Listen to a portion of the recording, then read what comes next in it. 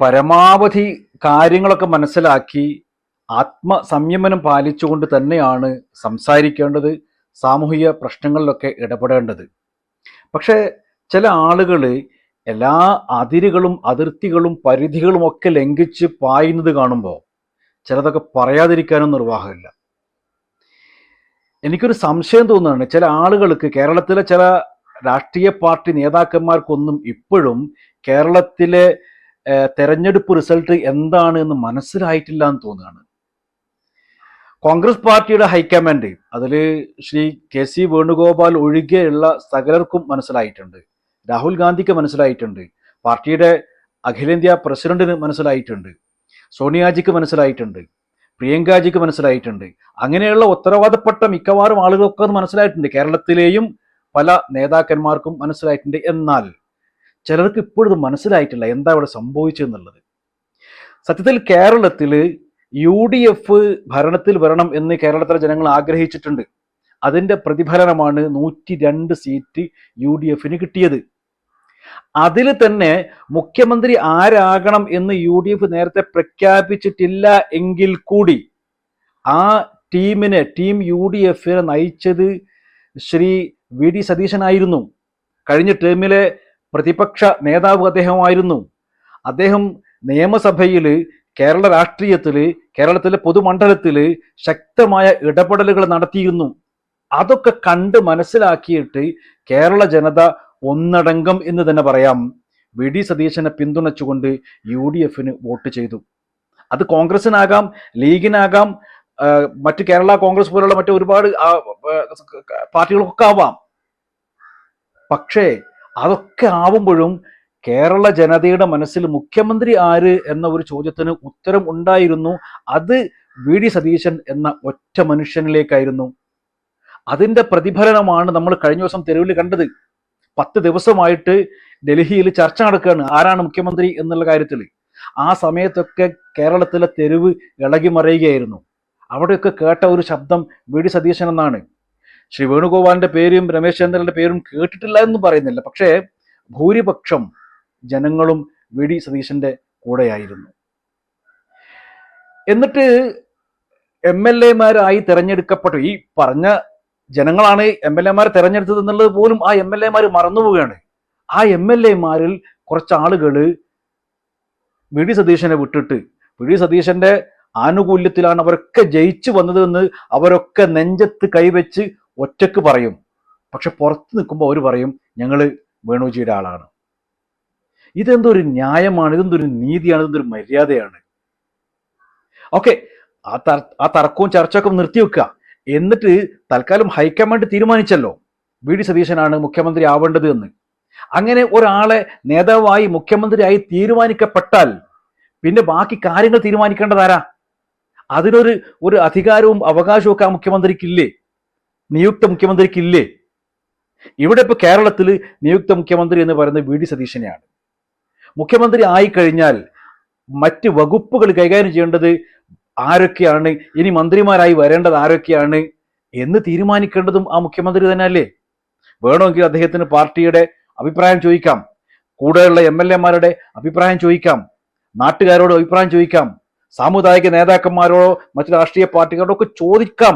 അതൊന്നും കുറ്റം തെറ്റെന്ന് പറയേണ്ട, അതൊക്കെ അദ്ദേഹത്തിന്റെ ഒരു നീതിബോധത്തിൽ നിന്നുണ്ടായി വരുന്ന സംഗതിയാണ്.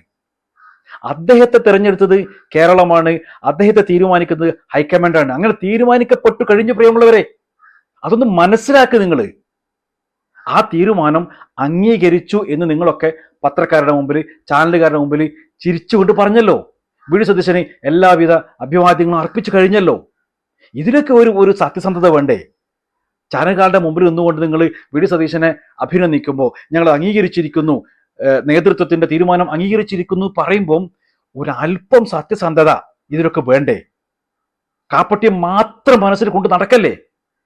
എന്നിട്ട് നിങ്ങളൊന്ന് അടങ്ങ്, ഒന്ന് ഒതുങ്ങ്. നിങ്ങൾ നാളേക്ക് 40 വട്ടം പറഞ്ഞുകൊണ്ടിരിക്കുന്ന എന്താണ്? ഞങ്ങൾ ജനസേവകരാണ്, ഇത് ഒരു തൊഴിലായിട്ടാണ് ഞങ്ങളൊക്കെ ചെയ്യുന്നത്, ഞങ്ങൾക്ക് എന്തെങ്കിലും വരുമാനം ഉണ്ടാക്കാനാണ് എന്ന് ഒരു രാഷ്ട്രീയ പാർട്ടി നേതാവും ഇക്കാലം വരെ തുറന്നു പറഞ്ഞിട്ടില്ല. തമാശ പോലെ സറ്റാരിക്കലാരൊക്കെ ചില ആൾക്കാർ പറയും, പിന്നെ എല്ലാവരും അതിനെന്തല്ലേ മുഖ്യമന്ത്രി ആവാനല്ലേ എന്നൊക്കെ ചില സംഗതി അങ്ങനെ പറയുന്നുണ്ടാവും. എങ്കിൽ പോലും നിങ്ങളൊക്കെ പരസ്യമായിട്ട് പറയുന്നത് ആൾക്കൂട്ടത്തിനിടയിൽ നിങ്ങൾ പറയുന്നത് ഞങ്ങൾ ആരും അങ്ങനെ സീറ്റ് ആഗ്രഹിക്കുന്നില്ല. ശ്രീ വേണുഗോപാൽജിയുടെ ഇന്റർവ്യൂകൾ ഒരുപാട് നമ്മൾ ഇപ്പോഴും യൂട്യൂബിലും ഫേസ്ബുക്കിലും സോഷ്യൽ മീഡിയയിലെ പല പ്ലാറ്റ്ഫോമിൽ കണ്ടുകൊണ്ടിരിക്കുകയാണ്. മുഖ്യമന്ത്രിമാരുടെ ലിസ്റ്റ് വന്നപ്പോൾ അത് എന്നെ വിട്ടേക്ക് ഞാനില്ല എന്ന് Shri K C Venugopal sir പറഞ്ഞിട്ടുണ്ട്. നിങ്ങൾ അന്ന് പറഞ്ഞത് കള്ളം പറഞ്ഞായിരുന്നോ?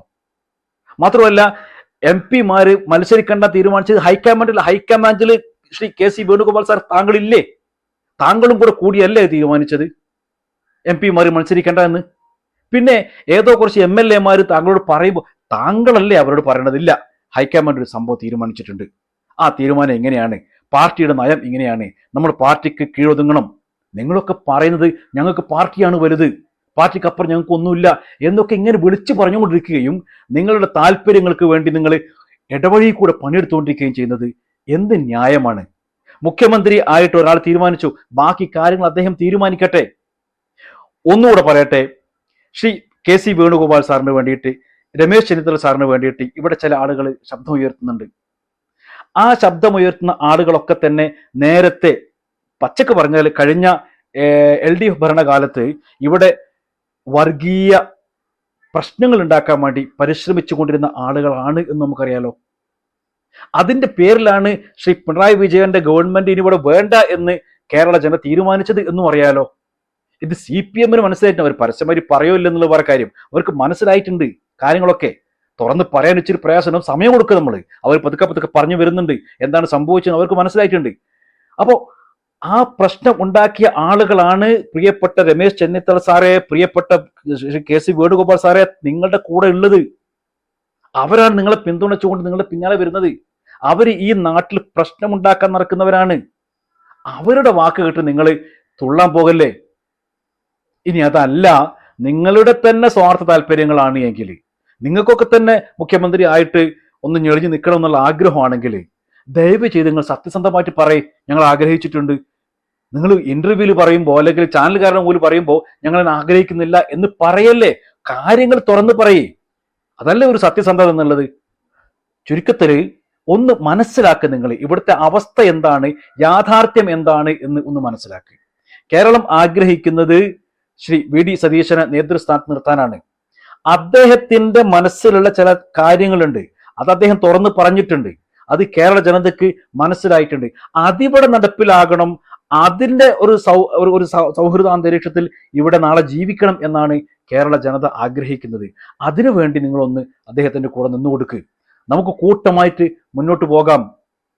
അങ്ങനെ ഒരു നല്ല അന്തരീക്ഷം കേരളത്തിൽ ഉണ്ടാവാൻ വേണ്ടിയിട്ട് ദയവ് ചെയ്ത് ഇത് അങ്ങേയറ്റം ബഹുമാനത്തോടെ, നിങ്ങളൊക്കെ നേതാക്കന്മാരാണ്, ഈ നാടിന് വേണ്ടി, ഈ രാജ്യത്തിന് വേണ്ടിയിട്ട്, ഈ നാട്ടിലെ മനുഷ്യന്മാർക്ക് വേണ്ടിയിട്ടൊക്കെ ഒരുപാട് ത്യാഗങ്ങളും കഷ്ടപ്പാടുകളും പ്രയാസങ്ങളും ബുദ്ധിമുട്ടുകളും ഒക്കെ സഹിച്ചവരാണ്, തല്ലുകൊണ്ടവരാണ്, ഏറുകൊണ്ടവരാണ്, ചോര ഒഴുക്കിയവരാണ്, വിയർപ്പൊഴുക്കിയവരാണ്, ഒക്കെ സമ്മതിക്കുന്നത്. പക്ഷെ ഇപ്പോ നിങ്ങൾ നാടിന് വേണ്ടിയിട്ട് ഒരു ഒറ്റ ത്യാഗം ചെയ്യേണ്ടതുണ്ട്. നിങ്ങളുടെ മനസ്സിലുള്ള കപട വിചാരങ്ങളെ ഒന്ന് മാറ്റിവെച്ചിട്ട്, നിങ്ങളുടെ മനസ്സിലുള്ള സ്വാർത്ഥ വിചാരങ്ങളൊന്ന് മാറ്റിവെച്ചിട്ട് നിങ്ങൾ നാട്ടിലെ മനുഷ്യരിലേക്ക് ഒന്ന് ഇറങ്ങി വന്ന് ഒന്ന് ഒതുങ്ങി നിൽക്കേണ്ടതുണ്ട്. പ്ലീസ്.